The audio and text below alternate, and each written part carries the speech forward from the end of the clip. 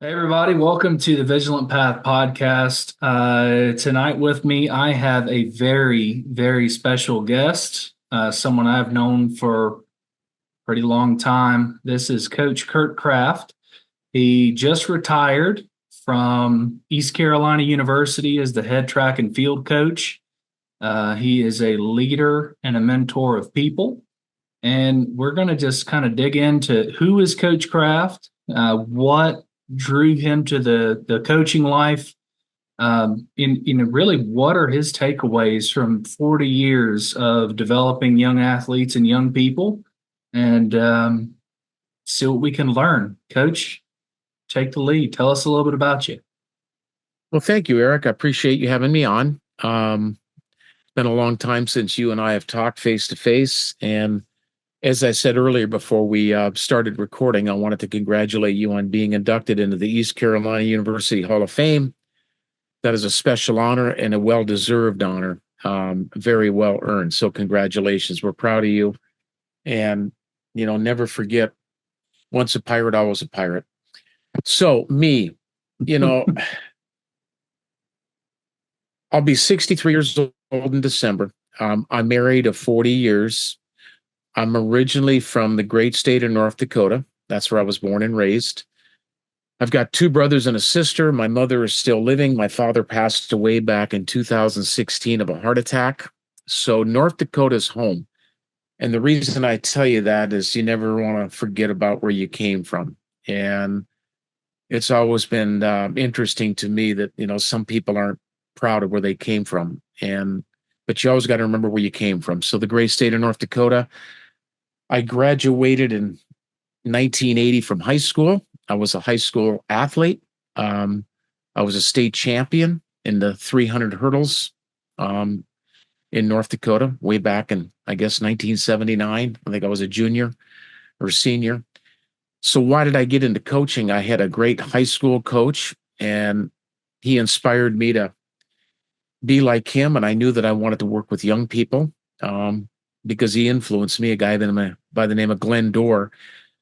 So I go off to college in 1980, and I knew that in order to be a coach, you have to become a teacher. So I went to a place called Minot State University in Minot, North Dakota.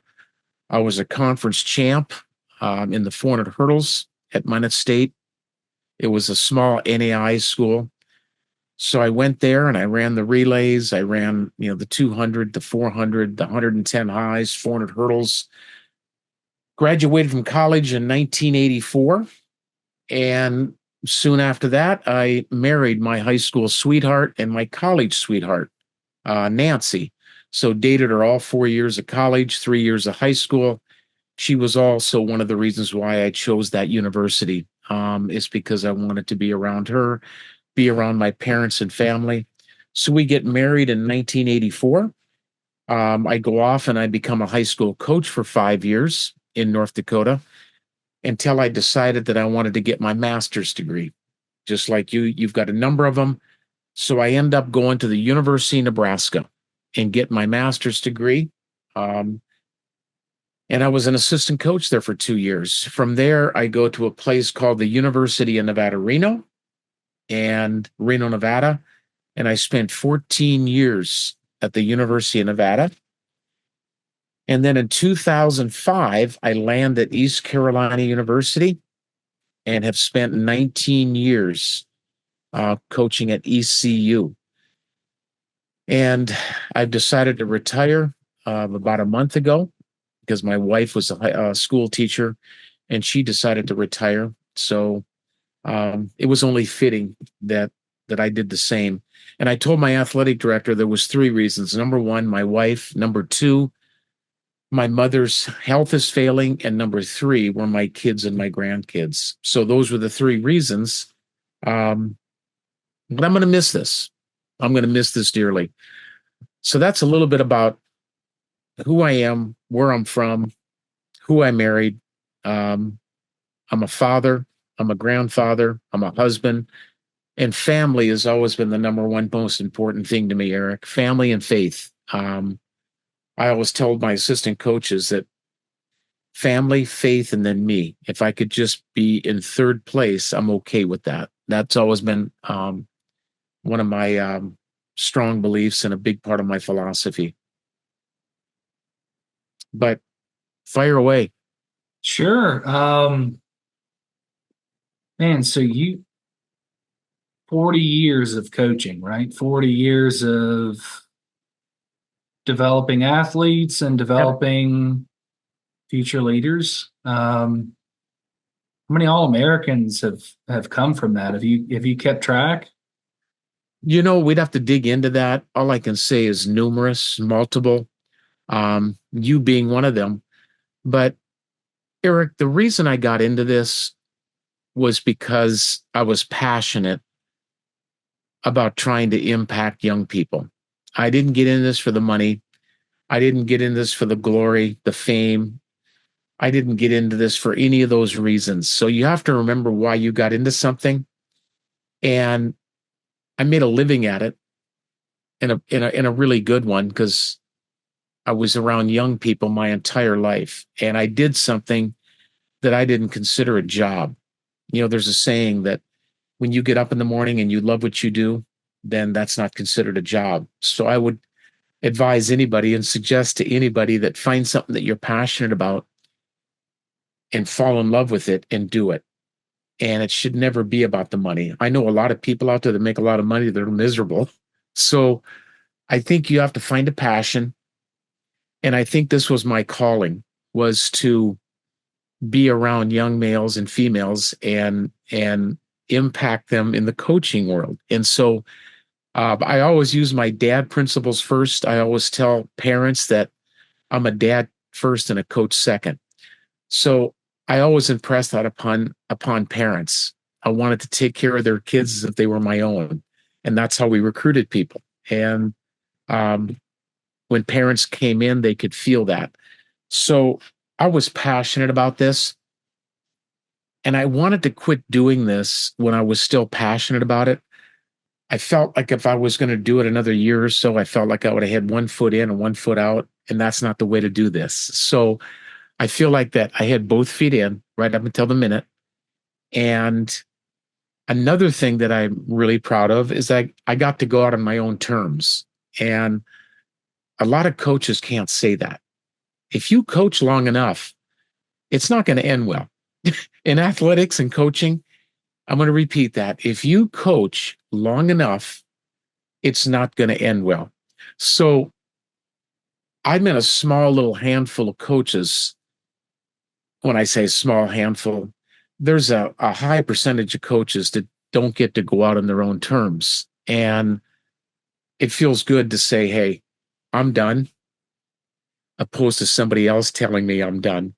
Because when somebody else tells you you're done, then you walk away bitter and you walk away upset and you walk away with a bad taste in your mouth. So I'm really, really excited and honored that I got to go out under my own terms and do something my entire life.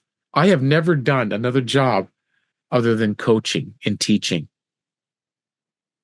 And that's called a career. That's called a legacy. So I feel like that I've left a legacy. And Eric, when I retired on July 15th of 2024, and I'm not trying to be boastful or arrogant here, I got literally hundreds and hundreds and hundreds of text messages, numerous phone calls. And those text messages, the theme was the same over and over and over again. And it was like this, pretty simple. Coach Kraft, thank you for, being there for me. Thank you for being so caring. Thank you for being so nice. Thank you for listening. I wouldn't be the person I am today without meeting you. So that message was repeated hundreds of times. So then I'm going, something? I did leave. I impacted. I was very impactful on people. And that to me was priceless. You couldn't have paid any amount of money for somebody to say that on their own. Or to say that. So it was all unsolicited. And then I said, you know what? I did the right thing. I made this a career, and I chose, the good Lord chose me to take this path for a reason. And the memories, I did this for memories. I just talked to you about some of the memories we had. So I really wanted to do this to just create 40 years of memories. That's why I did this. You know, it's not about how far you threw. It's not about how high you jumped. It's not about how fast you ran. And don't misunderstand me. We all want to win. But at the end of the day, you're 40 years old, and we haven't talked one thing about how far you threw or about you being a conference champion. We talked about some of the memories that we created. And that's what this is supposed to be about. You are supposed to create an experience for the student athlete. And don't even get me going on that, because I feel like we've moved a long ways from that. So I'm proud that I've impacted people.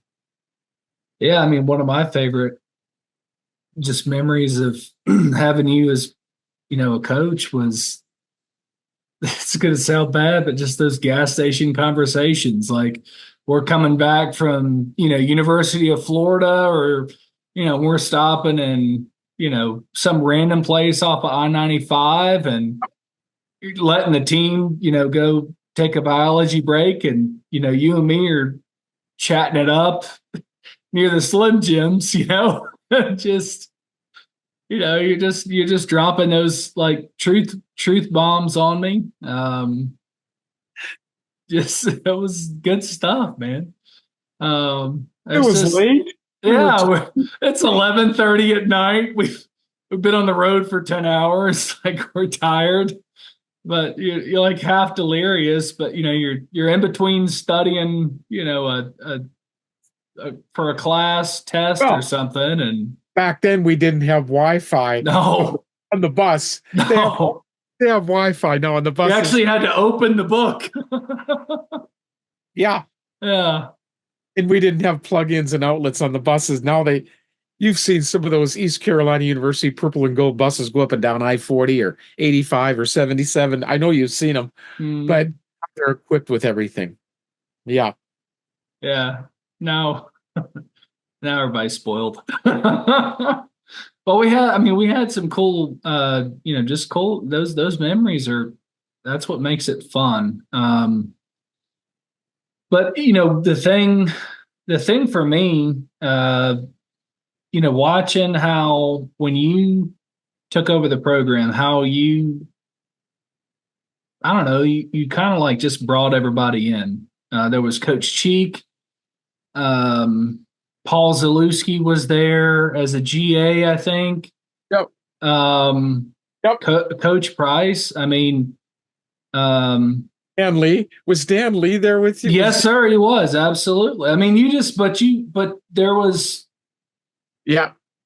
never a hierarchy. Good point, Eric. It was always, yes. The coaches were the same level, and then there was a level for the student athletes, and that's not meant to sound bad, but we knew that, like, if Coach Cheek came up to me and asked me to do something, or you came up to ask me to do something, or Coach Lee or whoever, like, if you weren't my coach per se for my event, but you all carried that same authority, and it was like we all knew, like, we came to y'all if we needed something, and if y'all came to us and needed something, it was taken care of. And that Eric, was. And I appreciate you bringing that up. Not to cut you off, but sure, that was a skill of mine to bring people together. Mm-hmm. And how do you do that? I'll tell you how you bring people together. It's through respect. It's through rolling up your sleeves. It's through not asking somebody to do something that you wouldn't do yourself. It's called leadership. Mm-hmm. It's called it by example.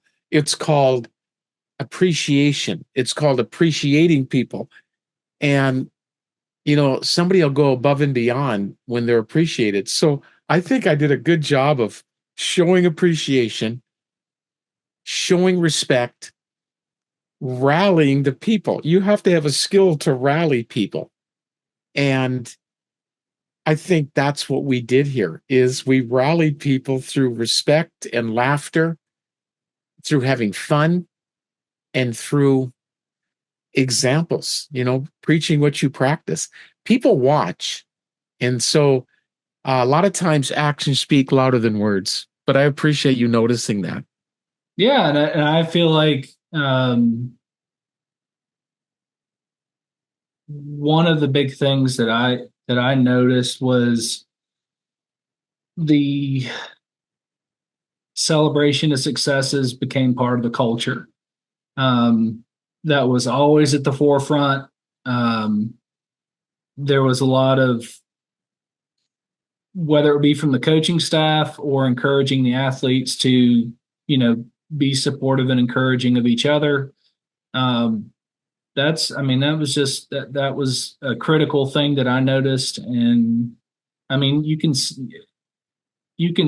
the impact it has on folks. Like, just making people feel proud that's a gift in life.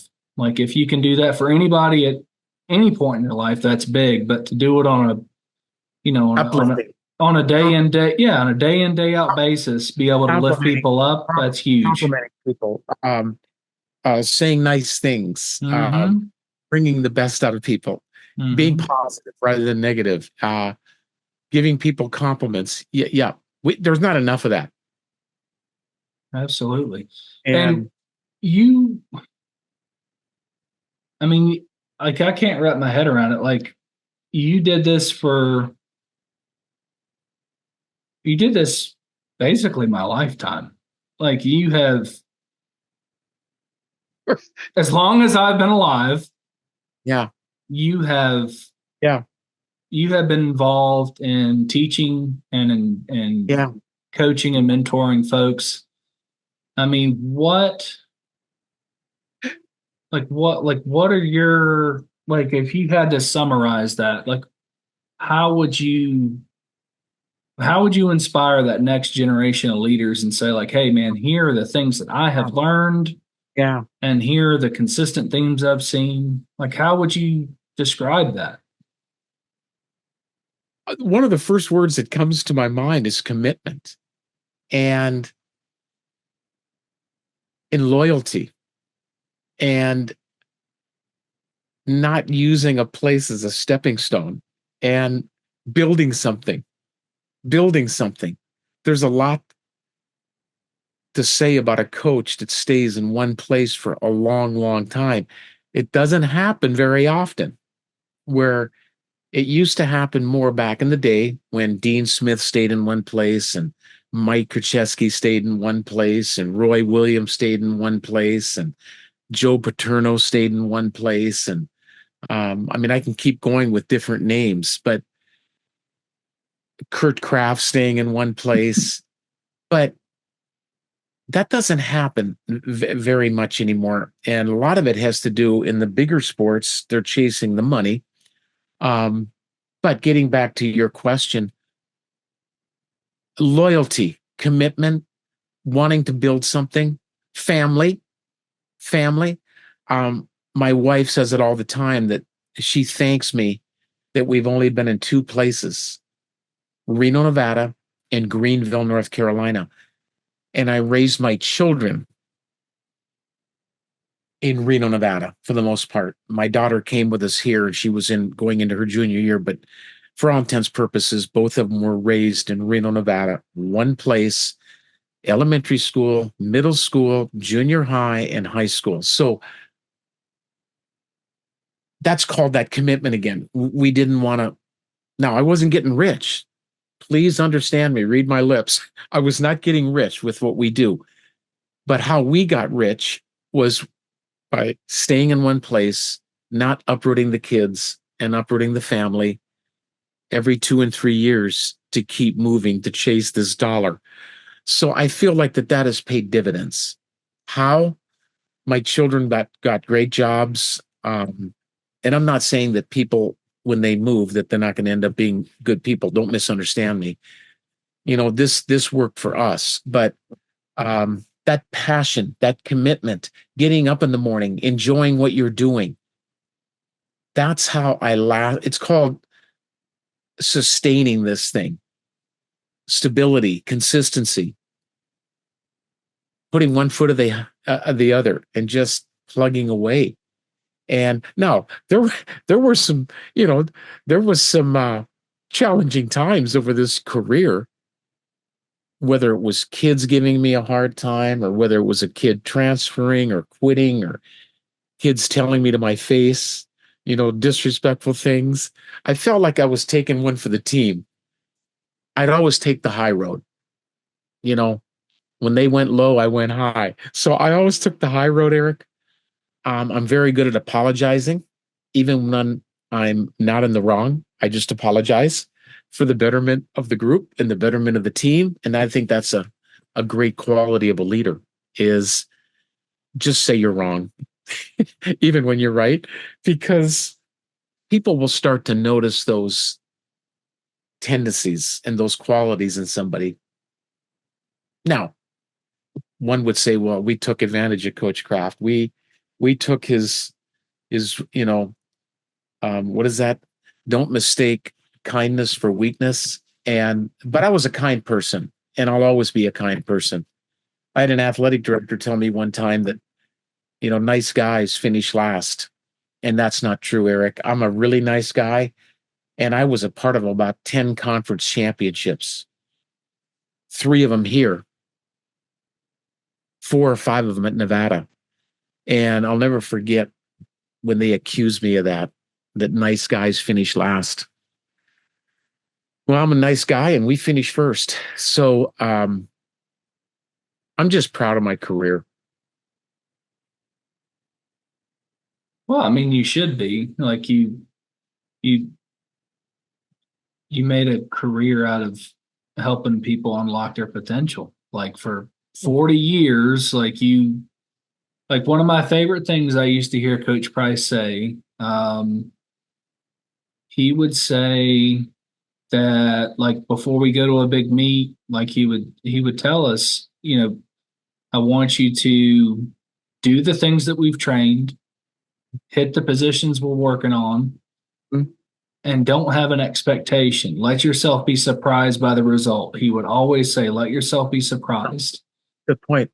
And then when we would do those things, like that, what a wonderful life lesson to have. Like, embrace the grind and embrace whatever your goals are, and let the chips fall where they may and be surprised by the result because you worked hard. And then you get to sit back and look at the result and go, all right, that's where we landed. But it isn't a mindset of like, well, I've got to do this or I've got to do that. It's a mindset of, these are the goals we've set. These are the things we've committed to. Yes, sir. And then that's called, Eric, the process. Yeah. We coaches preach the process. Mm-hmm. Enjoy the process, because you can't control the outcome. If you do everything along the way, then the process is the process, and hopefully the outcome will become part of the process. Yeah, and I think too,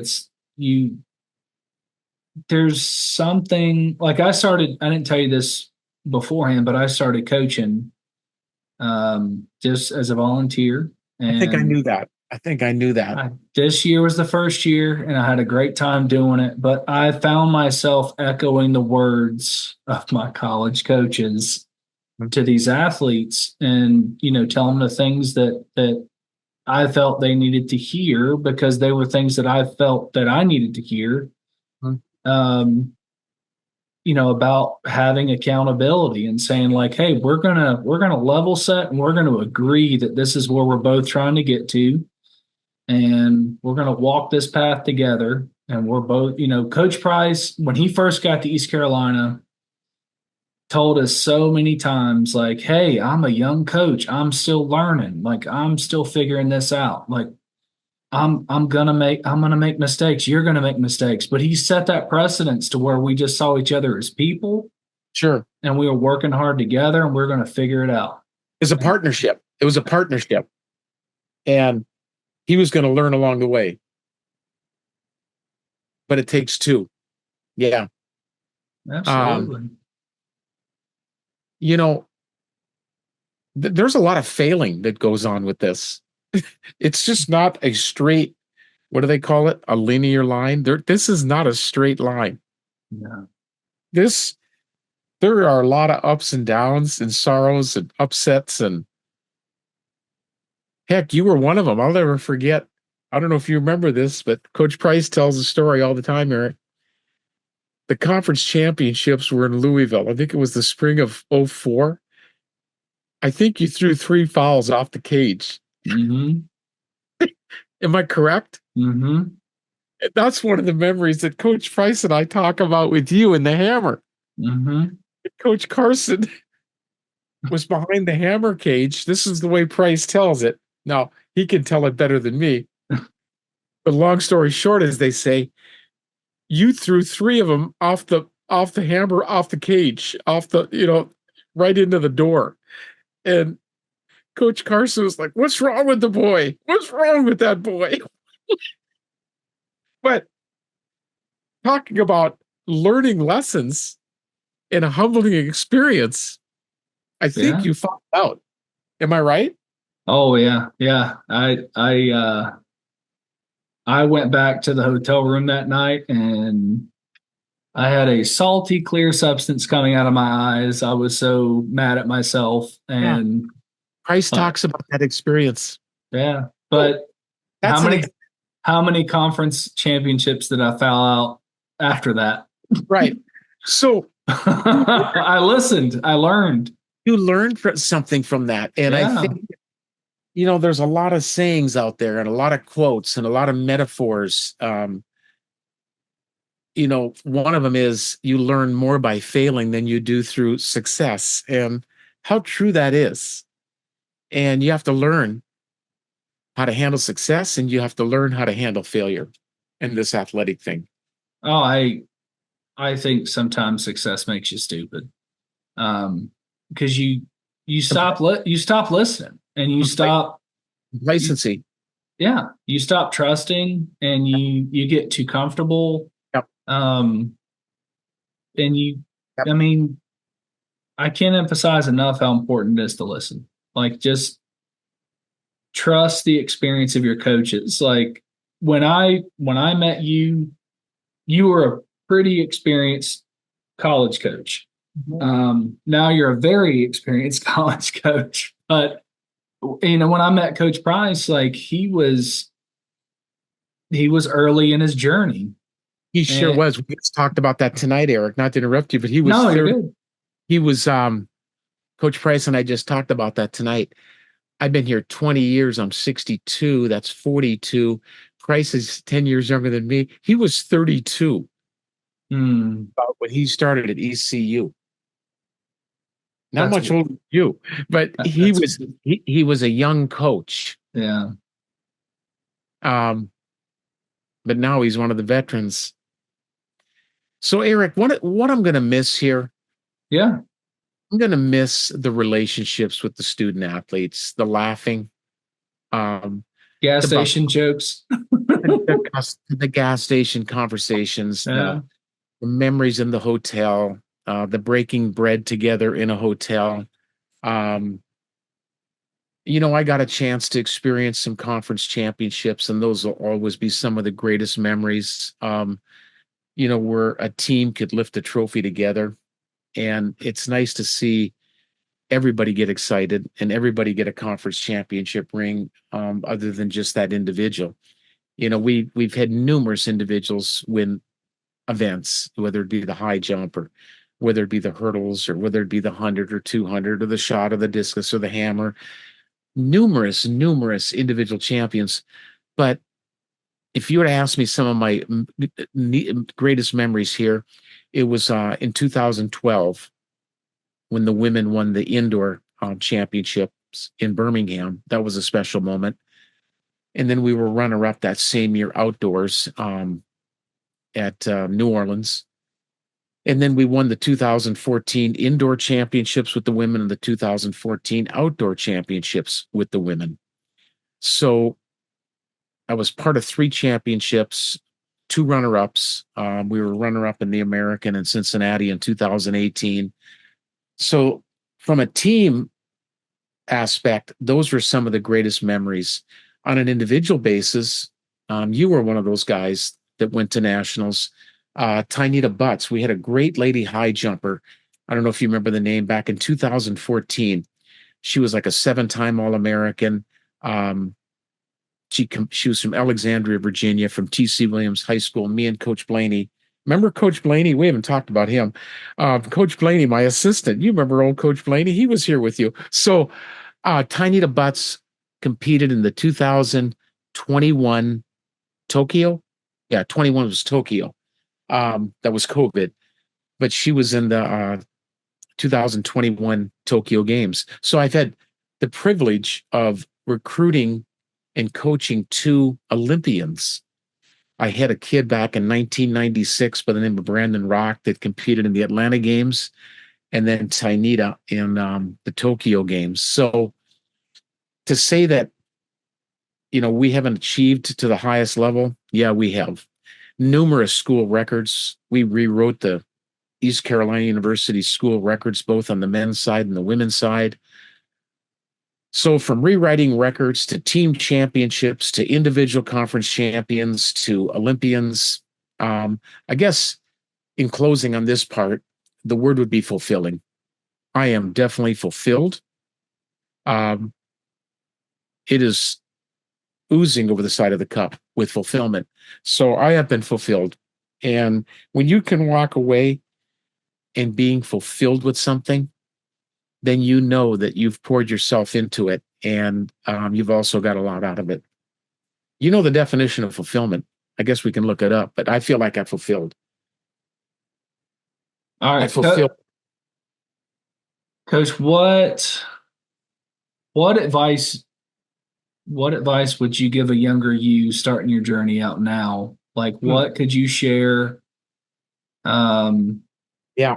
with young coaches, people early in their journey, or it could even be somebody in the business world that just wants to, be a better peer, Yeah. or Eric, I would say be a good listener. Try to talk less, listen more. Because God gave us 2 ears and 1 mouth for a reason. He wanted more listeners than speakers. So be a good listener. I think you need to temper that ego. And I think that it shouldn't be my way or the highway. I think people should be compromising, flexible, unconditionally forgiving, respect, be on time, show up early, stay late, ask what you can do for somebody.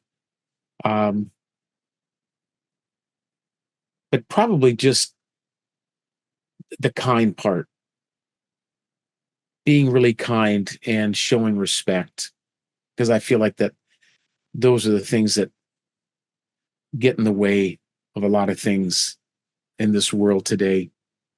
That turn the other cheek. And I know you're a Christian man. I got so used to turning the other cheek. I got beat up pretty bad. But I think that's a great quality to have. And people have said to me that I'm not normal. Coach Kraft is not a normal person when it comes to a lot of those things. So that's a compliment, I guess, a backhanded compliment. But I'm not going to apologize, Eric, for being a nice guy. But those are the things I think that in the business world, people can't be on time anymore. People can't take constructive criticism. People can't take directives. People easily get offended. What do they say? Don't take yourself too serious. So I think there's just got to be more of that. Practice at being a good leader. I always prided myself when I talked to 80, 90 kids that I never wanted to offend anybody. I always thought before I spoke, because once you say something, Eric Fraser, you can't take it back. And once it's said, it's said. I've got a favorite book. It's titled It's Not What I Meant, and I've read it numerous times. People say a lot of things, and then they come back and they go, well, that's not what I meant. Well, what did you mean then? You said it. So, what do they say? A drunk man speaks what's the saying? A drunk man speaks a sober mind, or sober. Drunk man says a drunk man essentially says what a sober man's thinking, or a drunk man. Yeah. Yep. Yeah. Something like that. So I don't know where I was going with that, but just, there's people that wouldn't say things that they normally would say unless they had one too many drinks. But I think just honesty, integrity. I would teach people to be honest and integrity.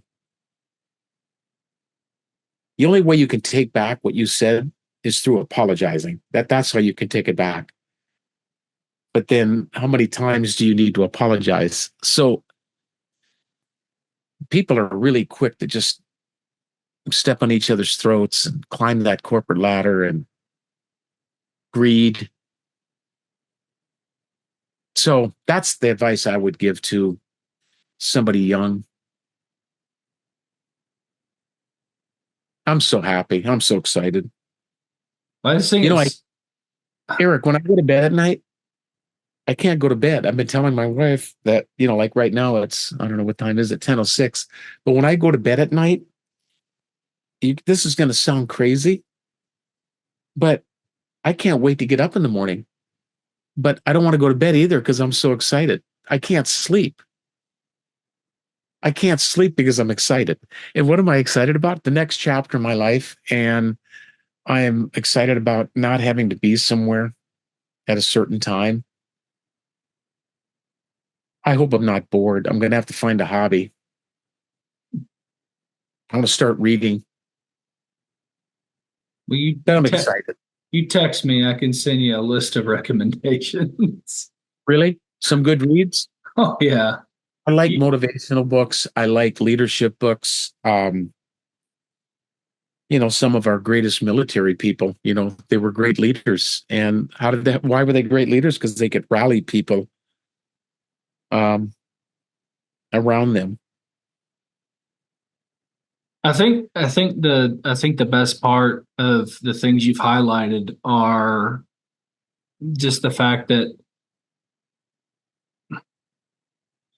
you not once in this conversation have pointed to technical, acumen and,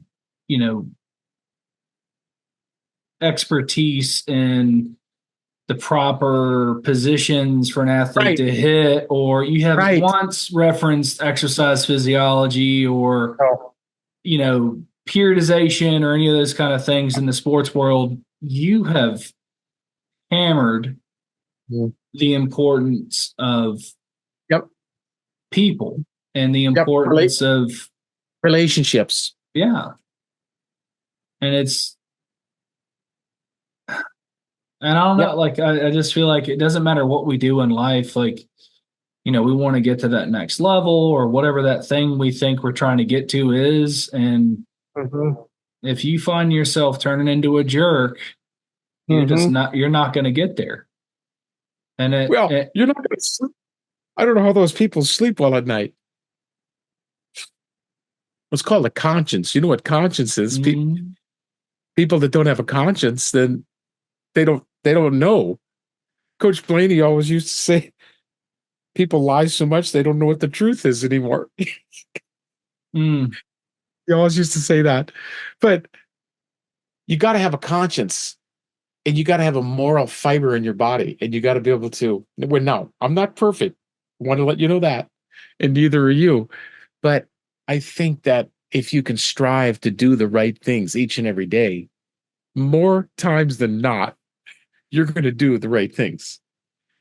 But when you get up in the morning and you maliciously go, hey, I'm going to do this or I'm going to do that. And I'm going to, yeah, people will step on you to get to the next level. I couldn't sleep with myself.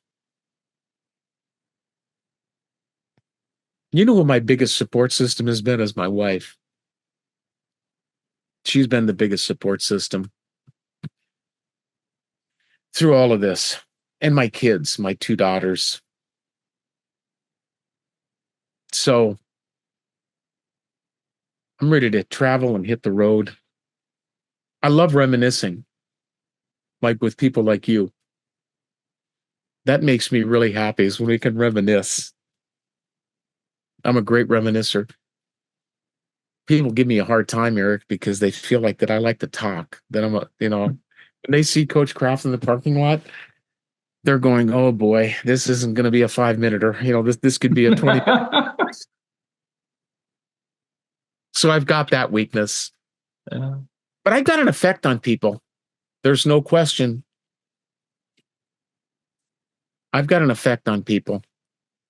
I have never one time known you to be negative, and I have never one time known you to put anyone down or allow anyone to be put down in your presence. And that has been the thing I've always remembered about you. That's going to be the thing I'm always going to remember about you. And that's going to be the aching part of my conscience when, as I go through life, because I'm always going to be like, hey, am I doing that? Or am I allowing someone to be that way? Like that's the kicker of being a coach and a mentor and a leader, is setting that example. So Coach Price and I, and the people around you here, not just us two, but all your teammates, and you were impacted by all kinds of different people. But I think your experience at East Carolina University is why you're at where you're at today. And people and places impact people. And if you were to think of a handful of people, Eric, in your young life that have impacted you, you could name them. And it wouldn't be 100, and it wouldn't be 50, and it wouldn't even be 25. You could come up with a dozen people, whether it be an elementary teacher, a high school teacher, a high school coach, a college coach, a colleague, somebody in the church. So the reason I bring that up is people a lot of times will say, I don't need him or I don't need her. The hell with him. The hell with her. I don't know. The same person you're going to see going up the ladder are going to be the same people you see coming down. So it goes back to people helping people. And we don't get to where we're at unless somebody is helping us along the way. There's a reason why I'm at where I'm at. And it's because of those little handful of people. It's called changing your life. That's what it's called.